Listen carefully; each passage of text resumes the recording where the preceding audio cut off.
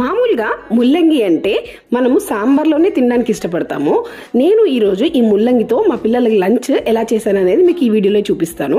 So ఈరోజు నేను ముల్లంగి కర్రీ అయితే చేస్తున్నాను అనమాట. సో ఈ ముల్లంగి కర్రీ కోసం నేను ముల్లంగి, క్యారెట్ అండ్ వెల్లుల్లిపాయ అయితే తీసుకున్నాను. అండ్ ఒక చిన్న ఆనియన్ కూడా తీసుకున్నాను. సో వీటన్నిటిని ముల్లంగిని, క్యారెట్ని తురుముకోవాలి. అండ్ ఆనియన్ని అండ్ వెల్లుల్లిని చిన్నగా కట్ చేసుకొని పెట్టుకోవాలి. అండ్ ఒక చిన్న కడాయిలో నెయ్యి అయినా కోకోనట్ ఆయిల్ అయినా తీసుకోండి పిల్లల కోసం అయితే. నేనైతే అవే ప్రిఫర్ చేస్తానండి, నెయ్యి లేకపోతే కోకోనట్ ఆయిల్, ఈ రెండింటితోనే చేస్తాము. సో దాని తర్వాత ఈ వెల్లుల్లి అండ్ ఈ ఆనియన్స్ మగ్గిన తర్వాత నేను ఈ ముల్లంగి అండ్ క్యారెట్, ఉప్పు, పసుపు వేసి ఇంకొంతసేపు మగ్గబెట్టాను అనమాట.